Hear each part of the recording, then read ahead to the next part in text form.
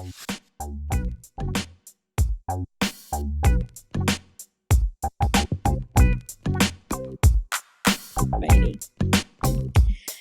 Hello, everyone, and welcome to HR Bytes, a podcast and video series to bring you stories of HR professionals who bring a think globally and act locally digital HR agenda to their work.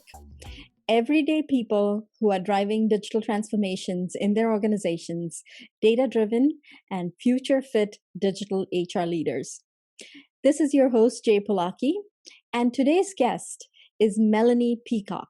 And may I say, Dr. Melanie Peacock, who has over 30 years of experience as a human resources management professional and is an associate professor with the Bissett School of Business at Mount Royal University. She's also the past president of the university's Faculty Association and was recently presented the HRD's Lifetime Achievement Award in the HR industry at the 2020 Canadian HR Awards and was named to HRD Magazine's 2020 inaugural list of the top 100 global HR professionals. Welcome to HR Bytes, Melanie. I'm so happy and honored to have you on the show today. Jay, it's my pleasure. Thank you for that beautiful, kind introduction. And I'm just really thrilled and excited to be here today. You know, it's always interesting when you listen to someone introduce you. It's like, I'm in the room. I mean, and it's a bit almost disconcerting. But, you know, I hope it does some justice or conveys that what an introduction or words don't do. And that is how passionate I am about the practice of HR and how much I believe in our profession and how much I'm inspired by our growth and our evolution over the last 30 years, and even especially over the last 10 months, what we've seen in response to the pandemic. And I'm just excited to be here, and I'm proud to be part of this profession and thrilled and honored from what I learned from all of our colleagues globally. I love how you say act locally, but think globally.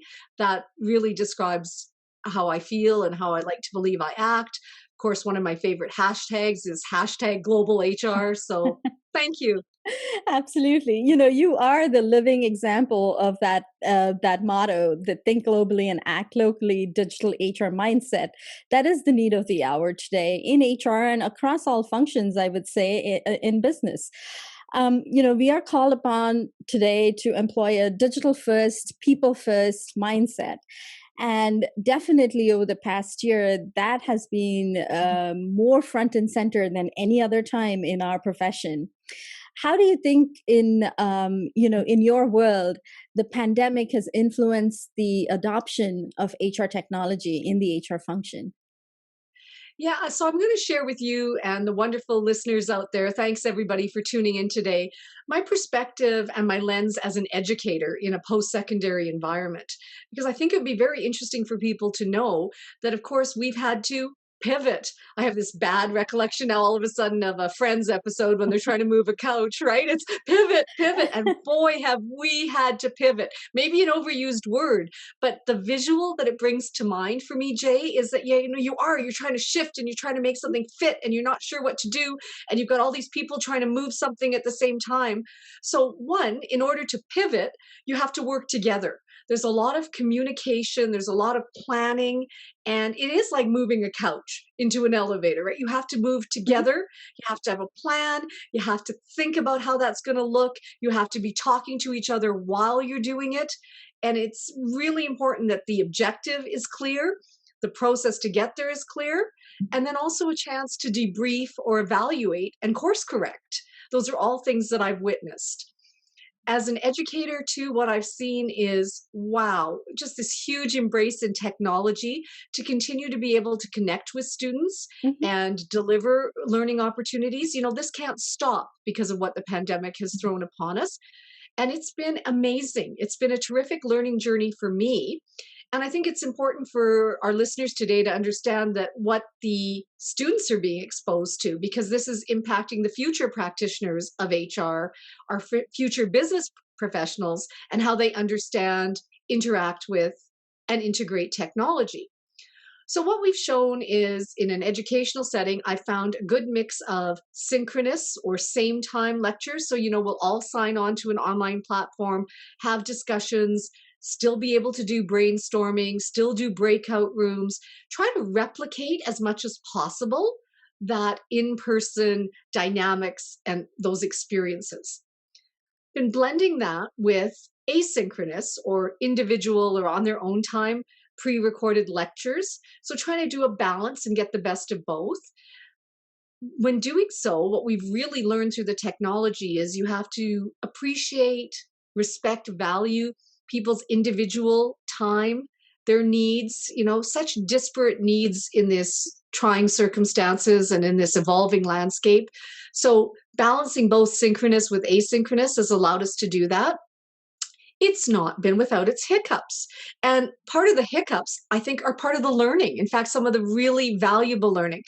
Oh my goodness, what happens when I have a power outage? What happens when my connection isn't working well? What happens when I don't know how to access something on the learning management system? How do I learn how to do that? How do I communicate my needs? Mhm. And underscoring all of that is learning a lot about compassion and kindness and patience for each other and for ourselves. So we can learn the technology, we can use it as the tool, but in my view, and even over the last 30 some years, illuminated or magnified through the pandemic, technology is a resource, it's a tool. It's then how we use it, how we implement it, with that humanity underscoring all that we do with it. That's what's been really critical. Absolutely. And the H in HR has never been so front and center in this season of our, careers and lives than ever before, right? Our social capital, our human networks are what have enabled the technology to proliferate the communication and the connection in today's world. If not for the technology, we wouldn't have been able to communicate. But if not for the human intention to communicate and connect via technology, I don't think we would have managed, so far into this 2021 transition from 2020. So, how do you think your role and in your role, your social capital, your connections outside of your workplace, within your workplace, have played into generating, incubating, and scaling innovation within the HR function? I feel so blessed, Jay. Like, shout out to all the listeners today. Shout out to our amazing HR community. Talking about social capital, it's just magnified. It's just gone so wild and crazy with the ability to connect and learn from other people. I try and look for the silver linings, if we can call it that, or the optimism. Look, I'm not oblivious to the crisis and the many points of pain and suffering that the pandemic has created. But looking at the bright side, and there are some, it's been the opportunity to connect with people that we never would have. And having the impetus and the ability and the comfort to do so through technology. So connecting with people in Spain, in England, with you today, we're different sides of the border, but here we are connecting with the people listening today. That social capital, that willingness to be vulnerable, to share frustrations with one another, to really build and enhance a global community through the use of technology has been just phenomenal. And I remain forever grateful for it. And I really hope it's one lesson we take away post pandemic, because the day will come when we will return to whatever. I won't call it the new normal. Oops, I just said it anyway. No, whatever that is, is going to, become very habitual and very routine again. We as human beings, there's a lot of research. We're very creatures of habit, and we can go back to the same old quite easily, or fall into a new routine. And I really hope that those lessons aren't lost. You've asked about social capital too, and I know even in my own university, through my own consulting business, just having the ability, having that cachet built up, having reached out to people before even we need to reach out to them for something, it's really important. And it's a reason to encourage other people who are listening today. I know it can be frightening, it can be a little bit off putting, but to dip your toe in the social media, into the online technology and the sharing of information. I mean, the networking, the benchmarking that's available, the sharing of information, that helps build social networking cachet, street cred, if I can call it that. And then it only magnifies or illuminates from there. Absolutely. And our HR community on all the social media platforms has been amazing. I mean, they're an amazing support to me. I'm sure to you as well. And that's how actually you and I met too, right? Through Twitter. So technology is a great connector. And I am so thankful that all of this technology existed for us to be able to connect in this manner, even in the midst of a global upheaval, in our lives, in our work lives and our personal lives. So this has been an amazing opportunity, I think, for not just our, personal agenda, but the HR agenda of putting people first and making that human connection possible. You've been writing about HR, and I think you told me you've already been on 100 interviews this past year. So you're kind of an HR storyteller and a teacher. What advice do you have for HR professionals who are looking to adopt or learn new technology? Well, I'm going to borrow from a very cliche advertising slogan, but just do it. Really, it's trial and error, and nobody expects perfection. I often joke because I'm known to be, even though I wrote a book on change management for HR professionals, I'm one of the late adopters when it comes to change. I'm very cautious, I'm very leery, but then I just do things, and it's trial and error, it's pushing some buttons, it's testing, and that's what it takes is an exploration, being inquisitive, with that growth mindset, willing to ask questions, asking for help. There's tremendous resource and expertise out there, and people, as you've said, in our HR community are so giving and so amazing. So you're not alone. You can ask for help, you can ask for advice, you can Google resources. I did that when I was wanting to learn way back when how to use my new iPhone, how to engage in a Twitter chat. To give myself some comfort, I did some research. Look, even before engaging in remote delivery for my students, Mhm. I've done some research. I've benchmarked. I've attended webinars. I've shamelessly learned from other people. I've listened to student feedback. It's an evolving process. It's never supposed to be perfect. And I view it through a lens of actually being excited by it, that it's ongoing, that there's so much more still to learn. I Mhm. love every day that I get up and I think, okay, how can I get better? How can this improve? It's a neat commitment to lifelong learning.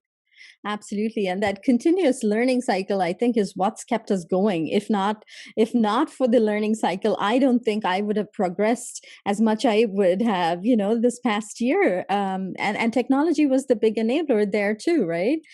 Um, an audience, if you haven't read Melanie's best-selling books, I would highly recommend you to. They're the HR Professional's Guide to Change Management and Understanding Human Resources Management, which is the first Canadian edition as well. And I'll drop a link to both the books in the show notes. So, Thank you, Jay. Melanie, That's so kind. you're very welcome. So, Melanie, HR has, as you mentioned, and seen and experienced, has been front and center during this pandemic and has had to prepare overnight for remote work and, enabling employees to work from home. What else can HR do to prepare our function for this increase in remote work and the work from home lifestyle that is now here to stay, I think, for the unforeseen future? Well, while it might seem like a shameless plug, it's a nice segue from what you just shared is that really we have to hone our change management competencies because what we're going to do is continually guide and shepherd our organizations and our employees through transition. This is not the end, it's only the beginning of continuing evolution and constantly changing landscapes that we're working within. So, I know people will say, oh, I can't believe you wrote a book on change management. And okay, feel free to roll your eyes because there's lots of material out there about change management. But what I found, Jay, is there was a huge gap in change management resources for HR professionals.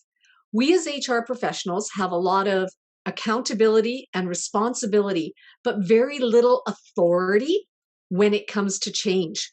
And yet, we're the ones that have to shepherd. We're the ones that have to know there's good academic theory, there's actual pragmatic, practical tools and resources. And that's what I did in the book, is give a step-by-step guide as to things HR professionals can do to help enhance that. So honestly, though, number one, we have to continue to hone and be able to implement change or transition in organizations.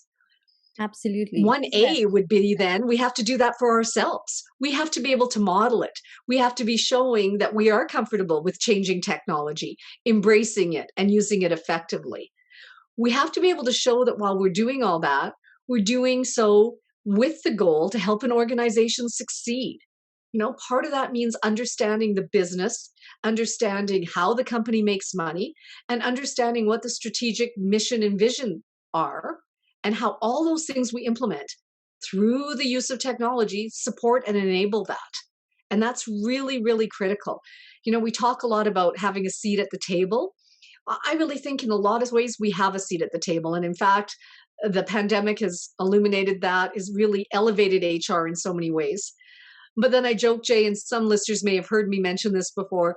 If I have a seat at the table, I'm bringing a folding chair because we have to be flexible, right? It's not a one-time static seat with a one-time view or lens. We've got to be willing to move around and have different discussions, break down silos, support all areas within an organization, from supply chain to accounting to operations to marketing.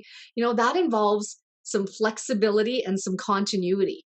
And these are ways that HR professionals are going to have to continue to open up, challenge ourselves, and continue to show the tremendous value that we bring to organizations and to the employees. Absolutely. And I love that analogy of the folding chair. I always felt, even though we've come to the C-suite and we have a seat at the table, we are not doing what we are meant to do. Are we practicing the HR our CEO wants us to practice? I don't think so. I don't think we were. And I think 2020 really pushed us to do that. And now we are at a stage where, like Steve Brown mentions in his book, HR Rising, we are at that stage where we are the yeast that makes that dough rise, right, in the organization. And we've proved that we are the yeast over the past 10 months. So definitely there has been a change in the way HR is viewed by the organization, as well as by our leaders and management within the organizations.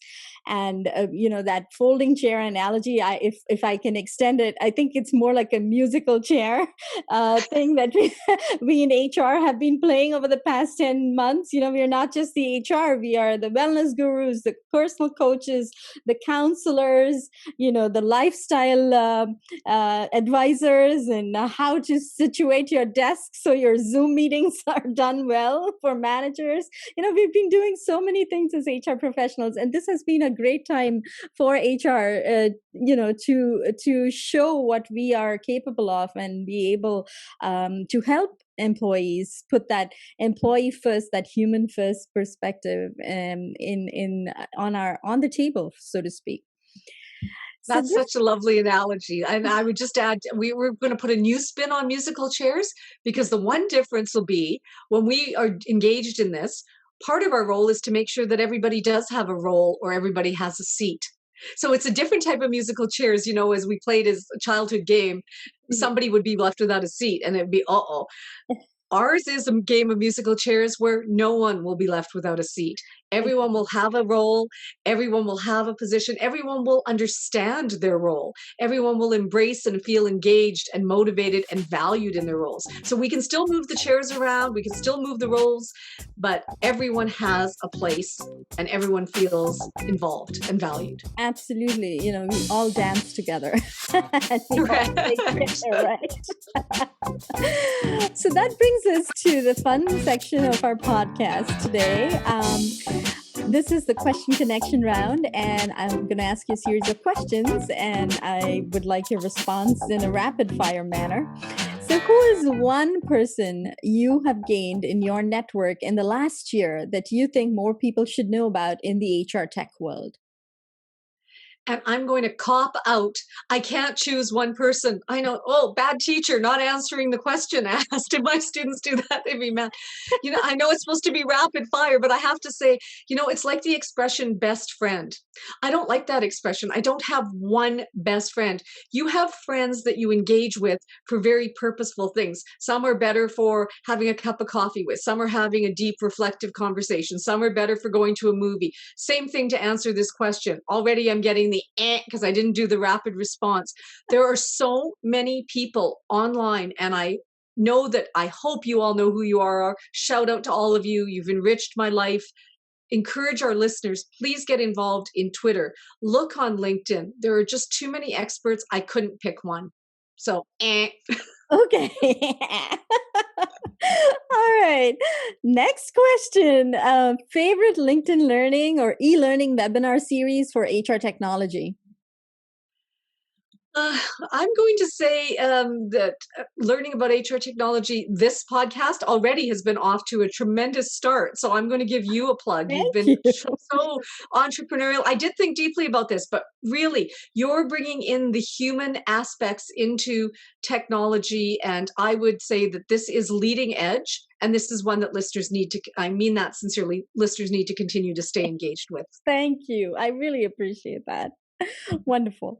And any other e-learning or LinkedIn learning webinar series that you could think of? If you send me the link, I will add them in the show notes for our Nothing listeners. actually came to mind, really. I did some thinking and looked at what I was engaged in, and nothing really popped out. Okay. All right then. So given the upheaval of all things work in 2020, what's one workplace trend you think is here to stay? Well, I've been doing a lot of speaking on, and it ties very well to my doctoral research. I think that hybrid or blended work models are here to stay. And so by that, I mean either people will work part-time on site and partially from home, or we'll have a mix of people who are on site all the time and people that are off site or at home all the time. And it sounds like, so what? We'll just continue to work. Well, my research shows that there's a lot of strategy, theory, and thinking that has to go into making a blended or a hybrid work model effective and delivering the required outcomes. So I really think that is one thing that we're going to see more and more of, and it's here to stay. Absolutely. And how do you enjoy giving back to the HR community? Well, at the risk of sounding cliche, I'm going to say that as an educator, I feel that I'm giving back. I am helping develop and fill passion and information in the future of our profession. And let me share, the future of our profession is bright. I am honored and thrilled to work with such amazing students, and I feel that really is a key way of giving back. I also give back through volunteering for our provincial association. Shout out to CPHR Alberta. I give back by presenting at conferences. I think knowledge sharing, not just with students, but with the community in general, conferences, podcasts, Twitter chats. On that note, too, you had asked, I'll do a shout out to HR Social Hour. Really grateful to John Thurmond and Wendy Daly for all they do to elevate and bring together our HR community. Being involved in those things takes time as a participant, but it's certainly a way to give back. But I'll share, Jay, that I always feel I get way more back than I ever give. Wonderful. Isn't that the way of the world? The more you give, the more you get. That's the way of the world, right? So thank you so much for being my guest today, Melanie. And I have really learned a lot, and the insights you've shared will resonate with many of our HR colleagues across the globe. I'm sure of that. And if our listeners would like to connect with you, what is the best way for them to reach you online? So I'm on Twitter, and my handle is at double M, so the word double, DOUBLE, double M Peacock. They can also look me up on LinkedIn under Dr. Melanie Peacock. I'd be thrilled to connect. It would be an opportunity for us to learn from and with each other. Absolutely. And thank you for tuning in, everyone. I will link Melanie's profile links in the show notes. And I look forward to bringing you more fantastic stories of HR professionals leveraging technology across the globe. Thank you.